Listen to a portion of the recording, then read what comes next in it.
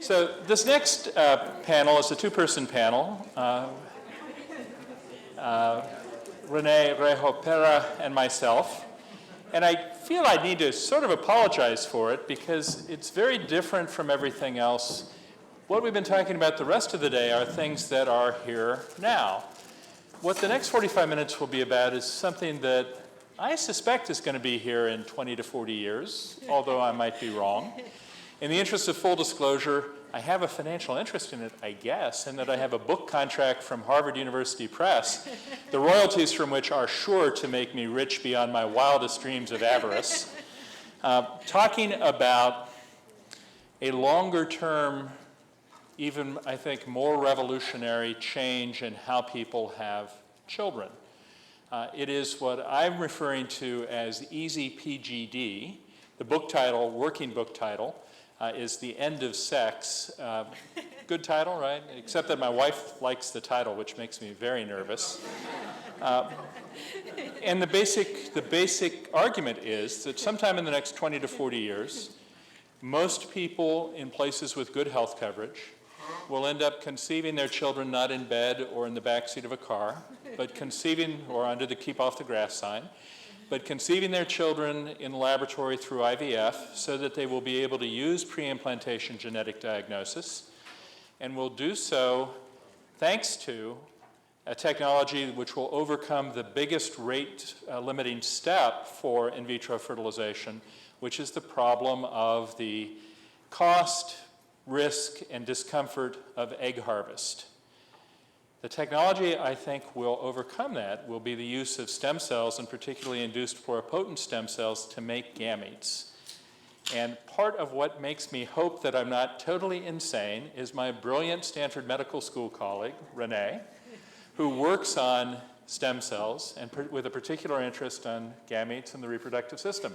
So Renée will talk some about making gametes from stem cells, or whatever else you want to talk about. And then I'll talk a little bit about where I think that will lead. Then we will circle back with Mildred running the discussion to talk about NIPT in the last section of the conference. Renée. Well, thank you very much, Hank. I have to confess I'm here solely because Hank asked me to be, and I figured that was a very nice invitation. What I'm going to talk to you about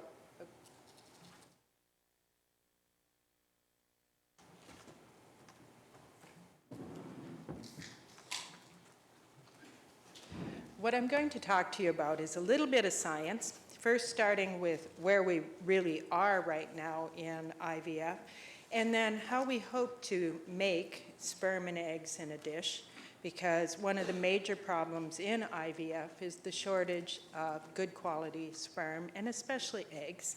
And then I'll finish by talking to you about 3 strategies that are being explored to increase the number of oocytes and sperm that might be available. So on this slide, what you see is a series of pictures of human embryo development. I like to show this to just illustrate what we are talking about when we're talking about the first 5 days of human development. So what you see in the upper left-hand corner there is termed D0. That's a day 0 oocyte or egg. It's about the size of a quarter of a point of a pin. The white arrow is pointing to the maternal pronucleus carrying the maternal DNA. On day 1, you can see that there's now a dark arrow pointing to the paternal pronucleus carrying the paternal DNA. The first day of human embryo development is what I'd like to write my book about someday, and that's because it's an amazing journey. So what's happening on day 1 of human embryo development, completely orchestrated by the egg and the sperm, is that these 2 pronuclei, so the sperm and the egg fuse, and these 2 pronuclei migrate towards each other and they fuse. And as they migrate towards each other, they're undergoing a process that we refer to as reprogramming. These pronuclei came from an egg, which was making egg RNAs, and a sperm, which was making sperm RNAs. And if you think about the complexity of who we are and what needs to happen in the first few days of human life, We need to abolish the egg and the sperm programs, erase those programs, and reset the unique human embryonic programs. Okay? So by day 3, what's going to happen is the 2 pronuclei will migrate towards each other. They'll fuse. They'll undergo this process of erasing the programs from the previous generation. Think of it as like a hard drive of a computer disk. We need to erase those old programs, and we're going to put new programs in. Okay? That's going to happen on day 1, followed by a series of what we call cleavage divisions, so that on day 2, early on, you see that 1 cell has gone to 2 cells. There's been no net growth in the size of the embryo. It's still the size of a quarter of a point of a pin. On day 2 later on, it'll go from 2 cells to 4 cells, and then from 4 cells to 8 cells, and then almost miraculously on day 3, a major event will occur, and that's for the first time on day 3 at about 8 cells, the embryo will start making its own mRNAs and proteins. So it'll turn on its genome. It's called embryonic genome activation. Now, humans are notoriously late in embryonic genome activation, and they're also notorious. The human embryo is notorious for errors in chromosome segregation. So that, in fact, about 80% of human embryos are carrying chromosomal errors, most of them incompatible with implantation and life for even the first trimester. Following day 3, the embryo goes on to form 16 to 32 cells. It compacts to this tight ball of cells. The outside cells are seeing different growth factors and media, or if they're in the woman, the uterus.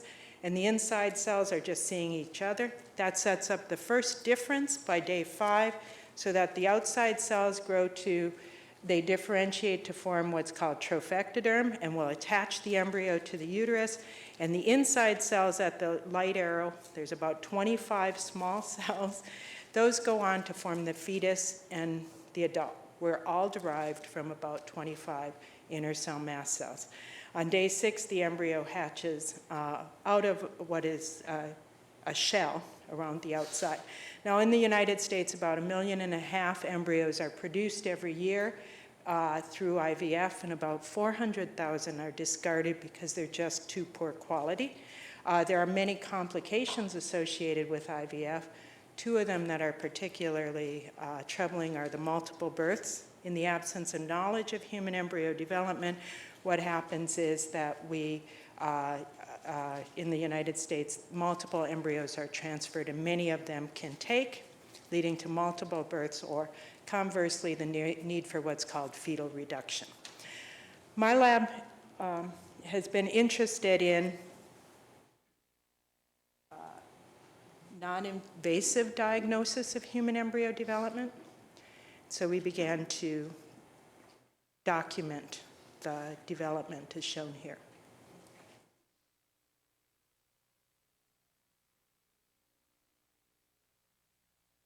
There's a real. These are embryos that were donated for research.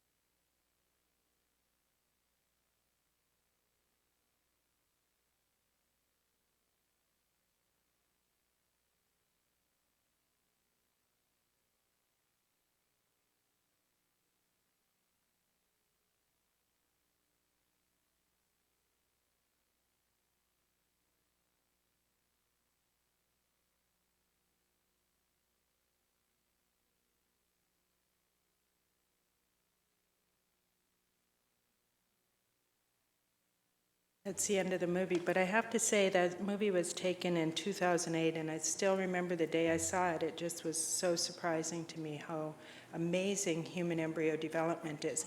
But it's also clear when you look at this movie that there's more embryos appear to fail than to make it. Even the smaller blasts are very unlikely to make it. So what we did was something called tree analysis. We went to the beginning of the movie, we measured many different factors, and we asked the question, can we actually diagnose viability and non-viability very early on in development, and hopefully get to a place where we can do single embryo transfer, reduce the adverse outcomes, and actually increase the chances of pregnancy. And so here's what we did.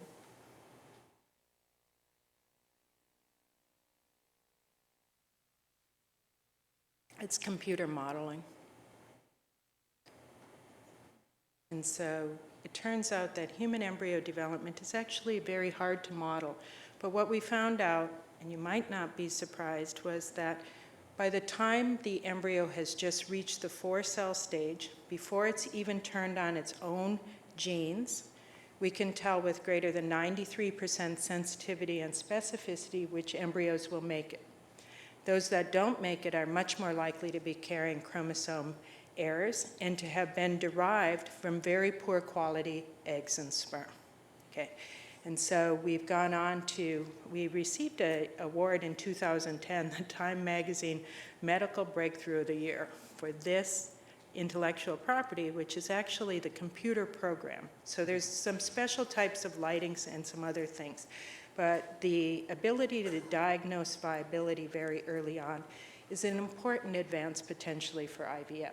But it also began to tell us something about human development, and we became re-energized about the main subject of this talk, and that is, what is a good quality egg? It turns out that when we begin to diagnose viability, what we find is that the egg makes all the difference in the world. So that we can tell, before the embryo turns on its genes, if it's going to succeed or fail. And that means that the success or failure is inherited from the parents. When we look at embryos that fail to develop, it turns out that the egg that they were derived from was immature or had chromosomal abnormalities. Now, there is a large component of embryo failure that is coming from the sperm, and that appears to be the first spindle that the chromosomes segregate on. That is always provided by the father in humans. Okay, so how would we go about making a better germ cell, making germ cells that are capable of contributing to embryo development? Well, what's shown on this slide is a diagram of the development of the human germ cell lineage. So what we're talking about is following the fusion of the egg and the sperm, we get this one cell. It goes on to form a morula, or this compact ball of cells, by day 4. It goes on to form a blastocyst with the inner cell mass on day 5. And then what happens is really a mystery in human development. And that is that in some way the ball of cells, the inner cells, begin to differentiate, so that those cells that end up in the middle of in the inner surface of the embryo go on to form our endoderm, our intestine, and our very inner layers. Those in the middle form our heart and our muscle. Those that end up on the outside form our skin and our nervous system. But what nobody knows is, where do the eggs and the sperm come from? And so it's one of the mysteries in life, where do the eggs and the sperm come from? What we do know is that by about day 12 in human development, there's a really small group of cells, probably on the order of 4 to 6 cells, that leave the embryo and they migrate out, okay? And they migrate out and they stay in the extraembryonic membranes for about 10 weeks. And those cells go on to form the germ cell lineage. And it's thought that in all animals, the germ cells, the cells that are going to form the eggs and the sperm of the next generation, have to leave the body. Otherwise, they would become intestine or heart or neural system. They'd get cues that would become basically a dead end in human development. In the male, once these cells are on the outside of the embryo, they migrate back in at about week 12. They migrate up the hindgut, up the midgut. They go across the midgut and they find the newly formed testes. They invade the testes, and then they proliferate to several million and arrest. And they stay arrested until about puberty, when the biggest event in puberty is not hair growth, but it's the beginning of meiosis and fertility. In the female, what happens is they migrate up the hindgut, midgut, find the ovaries, and they multiply to about 5 million, and then they all enter meiosis, a terminal process of chromosome segregation to make one-end gametes, and they arrest. So there's no stem cells left in the female, presumably. Okay, so what we wanted to do was we wanted to make the germ cells. And so we asked the question, can we differentiate germ cells from human embryonic stem cells that come from embryos? We knew that we can make neurons and muscle and all kinds of things, but we wanted to know if we could make germ cells. I became a full professor at Stanford, so I can tell you that the answer is yes. We can. And we had a Nature paper that was said that some human genes are responsible for modulating this process. We showed that what we could do was we could, I'm having a hard time with that, we could take some human embryonic stem cells shown here in step 2 here, and we could infect them with a green reporter so that any time a germ cell was formed, it would turn green. And we could identify cells that were going through the unique developmental steps of human egg and sperm development. We also realized that there are other strategies, and this paper made the news recently, about a month or 2 ago.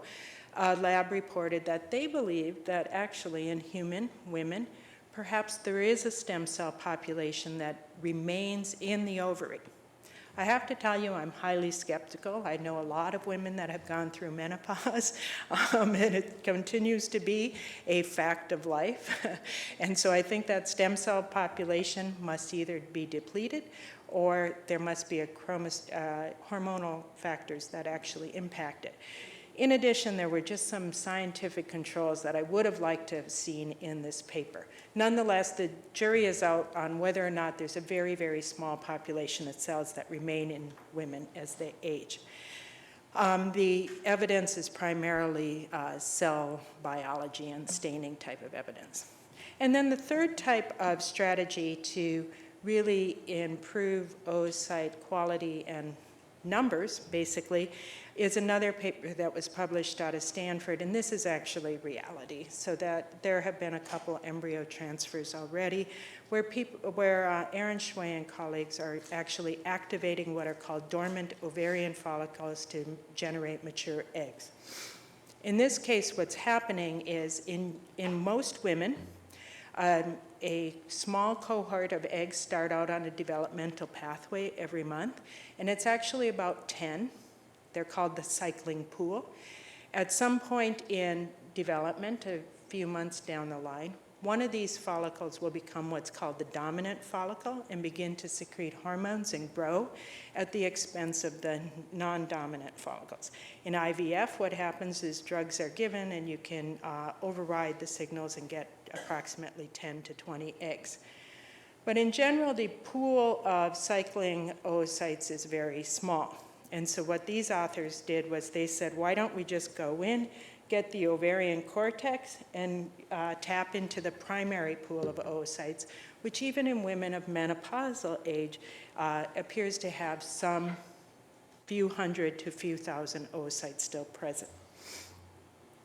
And so the clinical application is that one would take ovarian cortex from a woman, an ovarian biopsy. It could be cryopreserved. And then at any time, it can be cultured in a media with some inhibitors of this enzyme that dampens down the oocyte development. Follicles, oocyte follicles, the cells that are feeding the oocyte and the oocyte itself can be allowed to mature. And then either it mature in vitro or mature after transplantation back to the woman at the appropriate time for in vitro fertilization and transfer back. And so with that, I'll just close. I promise to be a little bit quicker but I see I've gone a little bit over. I'd just like to stress, it's an extraordinary time in reproductive biology. We're beginning to learn a lot about the first few days of human development. I think the more we learn, the more amazed I always am that there's any group of people that gets together, because it seems like the odds were always against us, especially in the first few days, all the chromosomal errors, all the non-viability, but somehow we overcome those limitations and we do make it. We've seen germ cell development, and I quickly have told you, we can get from embryonic cells to fetal stem cells, so to the very immature cells. We can get from fetal stem cells to immature oocytes, and we can get from immature oocytes that we harvest from women to mature oocytes. But what we haven't been able to do is connect that entire line, okay? And that's where the field is right now. We have difficulties in connecting the dots. There's certain growth factors and things we don't understand. Nonetheless, the most recent data suggests that we can certainly increase the pool of oocytes by harvest of ovarian cortex. But the number one problem in all of this is the more manipulation you do, the more aneuploidy that appears to occur. Thank you.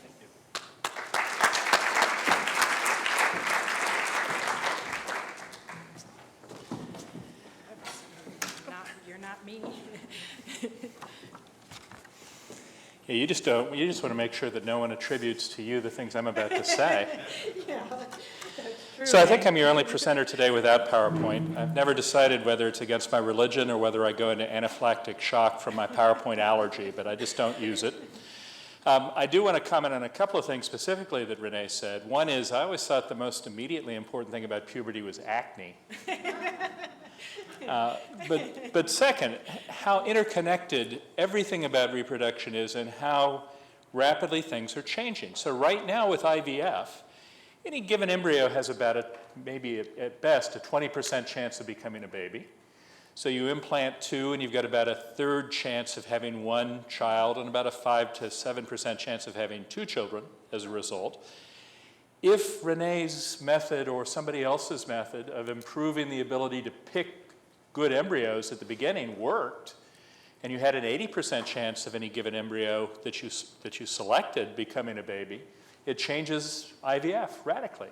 It changes the economics of IVF. So instead of paying $15,000 for a 1/3 chance of a child, meaning 3 cycles at $45,000 for a statistical 1.0 child, you're paying $15,000 for a 0.8 chance of a child, which makes things look very different. As science moves, it has these effects on how people use medicine, how people have babies in ways that we won't always notice until it slaps us upside the head. What I want to talk about is one of those things that I think we may not notice until it slaps us upside the head, what I call easy PGD. The concept, as I mentioned earlier, is that more people will use pre-implantation genetic diagnosis because PGD will get better and because IVF will get easier. Pre-implantation genetic diagnosis has been around since 1989, although I still find that most audiences I speak to think it's science fiction and exists only in the future or in novels. The ability to take a 3-day embryo, pluck one of its 8 cells out, test that cell, and make a determination, barring mosaicism, of what the other cells have and decide whether to transfer that embryo for possible implantation and ultimate development and birth or not, has been around for over 20 years. The last year for which we have data, 2009, CDC reports there were about 8,000 cycles of PGD IVF done in the United States. So about 8,000 different women had their embryos go through PGD in 2009, probably resulting in about 2,500 births. There have been tens, if not hundreds of thousands of babies born after PGD around the world, and none of them are missing an 1/8 of their body. The other cells make up for the cell that's plucked off. Thus far, PGD has mainly been useful for a limited number of things because of limits of our ability to do genetic analysis. You could look for the karyotype, so the chromosomal number, looking for aneuploidies, either trying to avoid trisomies 13, 18, and 21, or just trying, as Renée has been trying to do, trying to improve the efficiency of IVF by selecting out the embryos that have no chance of life because they're aneuploid in some other way. Or it's been used to look for a particular disease that's known to run in that family. So something, or where both parents are carriers, so something like Tay-Sachs disease. Or it's been used for HLA matching in the so-called Savior-Sibbs case to try desperately to make a baby who could be a bone marrow or really cord blood donor to an existing child who is sick, usually with a leukemia. That's been done. In fact, one of my Stanford colleagues, Gordon Chang, and his wife managed successfully to have a second baby whose cord blood was used to treat their older daughter. Both children are now happy and healthy at ages, I think, 5 and 10. But that's been another use of PGD. Or PGD could be used to determine boy or girl, which has also been done. But you're always looking at one or a handful of things. Well, with the improvements in DNA analysis, we can now cheaply and easily, probably not yet accurately enough to want to do it clinically very often, but cheaply and easily do a whole genome sequence on one cell. Certainly a whole genome genotype with a SNP chip. We could now soon, and remember I'm giving myself 20 to 40 years, be able to get whole genome sequence data from each embryo at day 3 and be able to say anything that we can say from gene sequence data. We'll be able to say serious disease susceptibility. We'll be able to say lower susceptibility for serious disease or high susceptibility for non-serious diseases. We'll be able to talk about cosmetic traits, things we don't know yet, but will in 20 years: hair color, eye color, skin color, nose shape, whether you've got whether the embryo will ultimately, if it's a boy, have male pattern baldness, whether the embryo ultimately will be lucky enough to have its hair turn white at an early age and become like silverback gorillas, the dominant gorillas. All those cosmetic traits. We'll be able to say something. My own guess is probably not very much about behavioral traits. I don't think we'll ever be able to say, oh yeah, this 8-cell embryo, 3-part SAT score 2350. But I do think we'll probably be able to say 60% chance of being in the top 50%, or 15% chance of being in the top 10%, or 5% chance of being in the top 10%. I doubt that we'll be able to get very accurate with behavioral traits, but that's an open empirical question, remains to be seen. That's my own guess. We'll find out. So, and of course, boy or girl will always be an easy thing to tell. So I think the genetic side will make PGD more attractive. But you still have to go through IVF. And IVF is a pain. IVF, at least for the woman. For the man, not clear that IVF is a pain, other than financially. As far as I know, no male has ever been hospitalized as a result of sperm retrieval, and certainly none has died. But 90% of the cost of IVF, 100% of the risk, 1% of women who go through egg harvest end up hospitalized as a result. And every year or two, somebody dies as a result of side effects from egg harvest. It's an unpleasant procedure involving lots and lots of needles.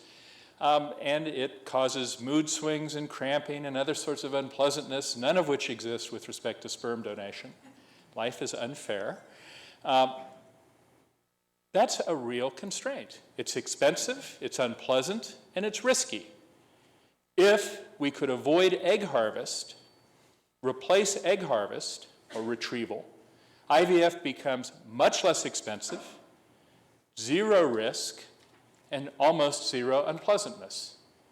So the question is, can Renée's work and the work of other people like Renée lead to a situation where we can take stem cells, say from Renée's skin, turn them into induced pluripotent stem cells, so re-primitize them, turn them back into a position of pluripotency, and then redifferentiate them to become gametes in a way that will be both safe and effective? The answer, of course, is who knows at this point. We know that this can happen because it happened or none of us would be here. Embryonic stem cells became gametes or we wouldn't be here. Now, how that happens is still mysterious, but it's not necessarily completely beyond our ability to figure out. A researcher named Saito in Kyoto published in Cell last August a paper in which he had made sperm from mice. So two problems: they're sperm and not eggs, and they're mice and not men, or women in this case. But he'd made sperm from mouse embryonic stem cells and used them to fertilize eggs in mouse in vitro fertilization and made new mice. Lots of healthy new mice. He did the same thing with mouse-induced pluripotent stem cells. He did not make nearly as many sperm, and he did not make nearly as many mice, and 3 of the 5 mice he made ended up dying early of unusual cancers. So still a few bugs in the system. But if you give 20 years leeway, there's a proof of concept, at least with mice and sperm. And of course, we know that the problem of mouse fertility declining is a huge one that our society must solve. If we can do it with, ultimately right now we can do everything with mice. I think ultimately medicine will solve all our health problems by figuring out how to turn us all into mice because we can cure everything in mice. There's no guarantee that what can be done in mice can be done in humans. But it at least is some useful evidence that if it can be done in mice, it can be done in humans, and if it can be done in sperm, maybe it can be done in eggs. I think it'll be more complicated in eggs. The method Saito used, I don't think would be very attractive in humans. To find the right micro niche, the right environment, he took these stem cells and put them back into mouse testicles and let them grow up in mouse testicles, exposed to the natural forces there. That, I think, is not likely to be a very popular approach with humans, with either men or women, but I think particularly with men. But if this works, then we've got the situation of being able to make eggs and sperm from induced pluripotent stem cells. So they would have the same genetic variations that Renée has. They would be haploid, half of all of Renée's genes. So it's her egg, effectively, genetically, and the babies would be genetically her babies. I think there is a very good chance this will work. I don't think it's perfect. One of the reasons I think there's a good chance it will work is there is an enormous concern about the utility of induced pluripotent stem cells, but there's also enormous interest in making them work, not so much for eggs and sperm, but for things like cardiomyocytes and beta pancreatic cells and brain neurons. Because if you can use the patient's own cells, you can avoid, we think, immune system complications. So there'll be a lot of time and effort spent to try to make iPSCs work. And if they can work for cardiomyocytes and they can work for beta pancreatic cells, they should be able to work for gametes. So pretend now that it works. Here's the second part of my analysis, why I think this would become wildly popular. First, it would not run into immediate political difficulties as leading to Brave New World, because the initial use would not be easy PGD. The initial use would be for some of the hundreds of thousands or millions of American adults who want to have children but don't make gametes, either from birth or from, guys, don't listen to this, injuries, or from disease, early testicular cancer or ovarian cancer or cancer treatments that have basically burnt out the gametes. There are lots of our fellow Americans who don't have gametes and can't make their own children. They can adopt, they can use donor egg and sperm, but many of them want to have children, quote, of their own, close quote, a phrase that I hate. It's not as if adoptive parents don't take those children as their own, but it's a phrase that resonates with many, many people. The idea of having your genetic children is very important to lots of people. So it will initially be used to make eggs and sperm for people who can't make their own eggs and sperm. And once that's established, it will be used for people who have to go through IVF for some reason, But rather than go through egg harvest, well, let's just make eggs. And then it will be used for people who want to do that, who don't have to go through IVF for any other reason, but want to do it to be able to use PGD. I also think this is likely to be economical for people. It is there ultimately should not be enormous costs here, and those costs are likely to be cost-effective for insurers or national health systems to carry. Because if you spend, say, $5,000 on 100 people to go through this process and you prevent the birth of one really sick child, you've made money, or at least saved money. So in 20 to 40 years, I see a future where most parents will be given the possibility, paid for free by their insurance company, of using this process to make 10, 20, 40, 50, 100 embryos. Get a readout for each embryo. This one will be boy, girl. This one will have this disease, that disease, high risk for this, low risk for that, blonde, brunette, redhead, tall, short, etc. You tell us which of those 100 you want. I do think this is likely to lead to, as an unexpected possibility, marital strife. When the guy says, I want number 12, that's Andrew Luck. And the woman says, no, I want number 32, that's Hillary Clinton, Condi Rice, whoever. Actually, you can help me. I want some woman character that women would like to have universally, similar to the way that 90% of men would probably like Andrew Luck as a son. So I think there will be a lot of disagreement. Also consider, if you're weighing 2,000 different factors and you've got a day to do it, now this is going to be not an easy process. Now I think there are some issues raised by this. One huge issue is safety. I think that unlike issues of laboratory-developed tests, this is one the FDA should be all over. The idea of using a method to make babies with 70, 80, 90 years of potential ill effects ahead without really, really serious testing is a scary one. It does raise the question, though, how serious does the testing have to be? How long do you have to wait? How long do you have to follow the initial babies before you conclude it's safe? Right now, it could be the case that every child ever born from IVF will drop dead at age 34 because Louise Brown doesn't turn 34 until July. Could be, we have no reason to think so, but until she turns 34, we won't know, and when she turns 34, we won't know about 35 for another year. So how much testing for safety and efficacy will we require, and how much testing for safety will the Cayman Islands require, or Paraguay require, or either of the Koreas require? So I think there'll be really interesting safety issues. There'll be really interesting equity issues. What if some people can get this and others can't?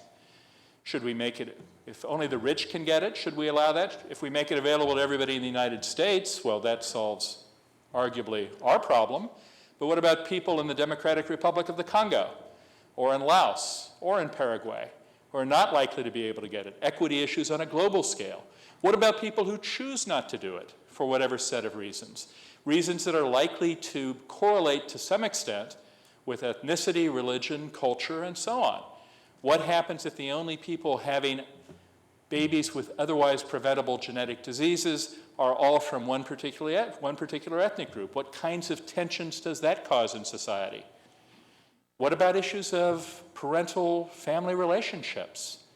Parents have expectations for children. How much bigger are those expectations once the parents think they've picked the genes? And you think you picked Andrew Luck, but he turns out to want to write poetry instead of being a football player or an architect. Does that change the relationship in important ways? What about coercion? Coercion could be social pressure.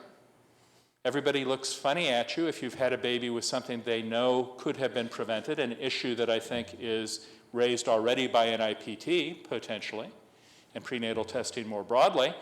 Coercion from insurers, potentially, or in other countries, I think not in the United States, frank governmental coercion. The government says, you cannot transfer embryos with these traits, or you must transfer embryos with higher intellectual possibilities. I think that won't happen in the United States. I think there are countries I could already speculate about where that's highly likely to happen if this becomes viable sometime in the next few years. And then finally, there's the question of naturalness, hubris, playing God. Do we know enough to use this wisely? The answer to that is certainly no, but then it shouldn't be asked that way. Do we know enough to use this wisely compared to how we make babies right now, which we don't know enough to use wisely either? So I think there are lots of interesting issues here. I don't know whether this is going to happen. I'm confident enough that it will happen that I think I've got a good book topic. And it's an area to watch. I do think about it, I think it would change the game in some important ways because it takes away the abortion issue for almost everyone. You're no longer terminating a pregnancy, you're no longer killing a baby, you're no longer destroying a fetus. You're making a selection among lots of embryos. And very few people, at least in the United States, not none, but very few, view not using an embryo as the same as killing a baby. So people who would never dream of aborting a fetus because of its hair color, or its skin color, or its sex, if they're presented with 20 embryos and they've got to pick one or two to transfer, and everything else looks relatively equal, could well dream of making decisions on those bases. So that is my vision of the future. People sometimes ask me, is it a dystopian vision? Is it a utopian vision? And I've got a nice, honest answer. I don't know. It's a little bit of both. And it'll be, I think, interesting to watch if the next big jump in human reproductive technologies moves from non-invasive prenatal diagnosis, testing and diagnosis, to easy PGD. Questions for either of us? Thank you, I'm done. Yes, that was inviting applause. Questions from anybody?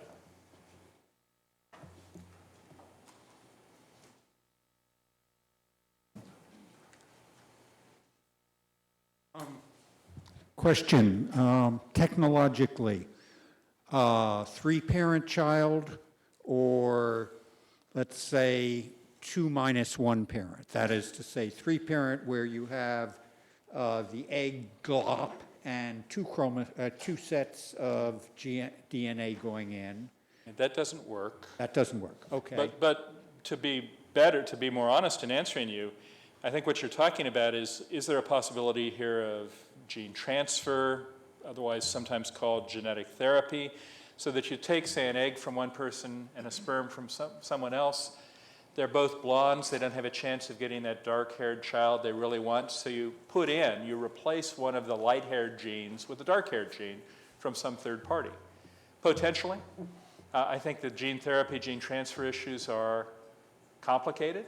But again, if you look 20 to 40 years down the road, maybe not so complicated. I'm glad you asked the question because I do need to say something on that. Is this on? Yeah.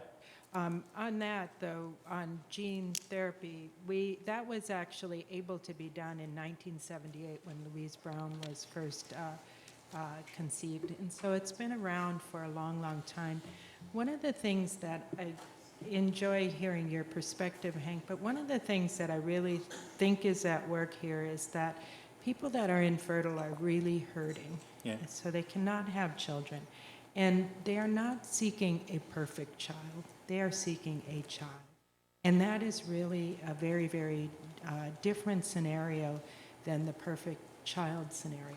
Now, I don't believe that we will ever be able to predict a perfect child. There's too many things that actually happen post-implantation. Much of your development is going to be dependent on maternal nutrition. And so the odds are not good on predicting a perfect child.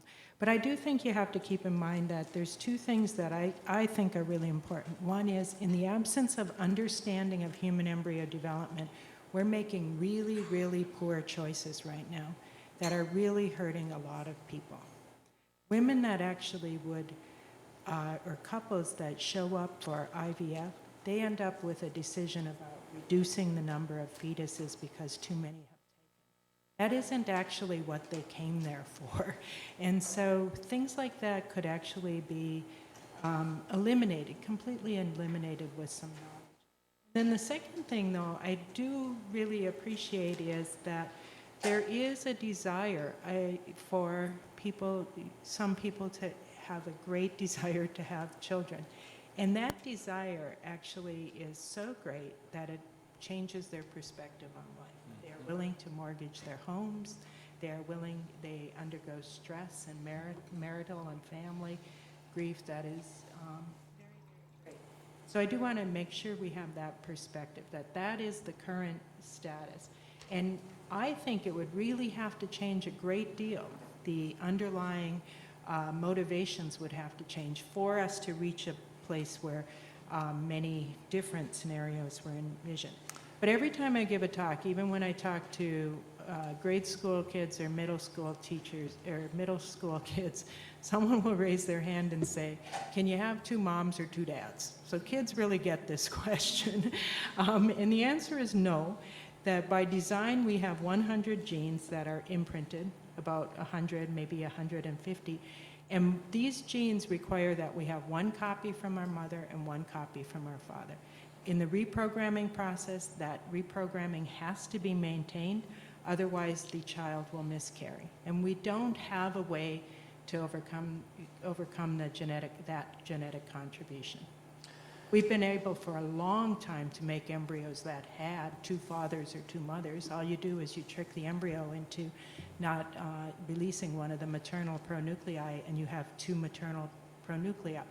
You take out those 2 maternal pronuclei, you can put 2 sperm pronuclei in there, but there's no ability for the a child to develop. And so the technology has always been around for gene transfer, for making embryos with 2 mothers and 2 fathers, but the biology is really against us. And in fact, I really stress, we don't even know where the germ cell lineage comes from. Our understanding of our own biology is so rudimentary. I love your analogies, or you're talking about the mouse, because we know a lot about the mouse, and guess what? We're different. We're very different. So I'm glad you raised that, though. I mean, so you can make eggs, embryos from 2 fathers or 2 mothers. You just can't turn them into babies right now. But another wilder possibility that I almost hesitate to raise is what if we can make induced pluripotent stem cells from Renée and make eggs from them, but also make sperm from them? Or make sperm from me, but also make eggs from me. And that adds another element to the political situation, because you have lots of couples who would desperately like to have children of their own, but because they're both women or they're both men, right now they can't. I remember Bob Edwards was the inventor of IVF. It was a sad story. In 1978, the paper on Louise Brown is like 1 little paragraph, and it begins with the words, "Sir, I wish to report." It's really an amazing historical document. But he said at a meeting, and I believe it was him who said, "I've never met anyone I'd like to clone." And I do agree, I've never met anyone, including myself, that I'd like to clone. And I do think that still the most data is also against us. The more manipulation, the more real health problems. Is Alyssa Snyder in here? She did a thesis. Alyssa did a thesis on how many embryos do people want to transfer. And one of the saddest things I saw in that whole thesis was that some people said they wanted to transfer 2 embryos and they wanted twins, even if there were health problems for the children. So the desire to have children was trumping, I believe that was the message of that little thing. And I think that we need to take better care of the IVF world as it is right now. And then these other variations will come along, but we haven't done a real good job right now. So not surprisingly, the panel that I'm the speaker on is the panel that's gone most over time. But let's take Will's question and then turn things over to Mildred. I think you basically answered it, except I was a little confused because, Renee, I thought you pretty well trashed the idea of the same-sex parenting because of Yes. imprinting. And then, Hank, you're bringing up again the idea of making the eggs and Right. sperm from the, and then what about Kuguya the mouse? I thought that was one that survived. Didn't they reverse the imprinting there? Yeah, there were some severe health problems with mice, but they had to really engineer that. So presumably you could clone a person. So what we're saying is if we made eggs and sperm and really tricked them into basically cloning, a cloning type scenario, you might be able to accomplish a birth. The amount of miscarriage, the amount of failures are astronomical to imagine, though, in that scenario. But I'm a scientist. How often can a scientist say never? But Renee, so if you could make iPSCs from me, and you Yes. could make them into sperm, Yes. do you think it would be that implausible that you could also make them into eggs? It's very difficult because you have to get another X chromosome from somewhere, and you have to, I mean, you could get it, you could borrow an X from somebody, but then you have to spit out the Y chromosome that you have and get the X that is necessary. 20 years? I'm still working on the problems we have, Hank. Okay. But you're definitely venturing out there. Okay. Well, on that note,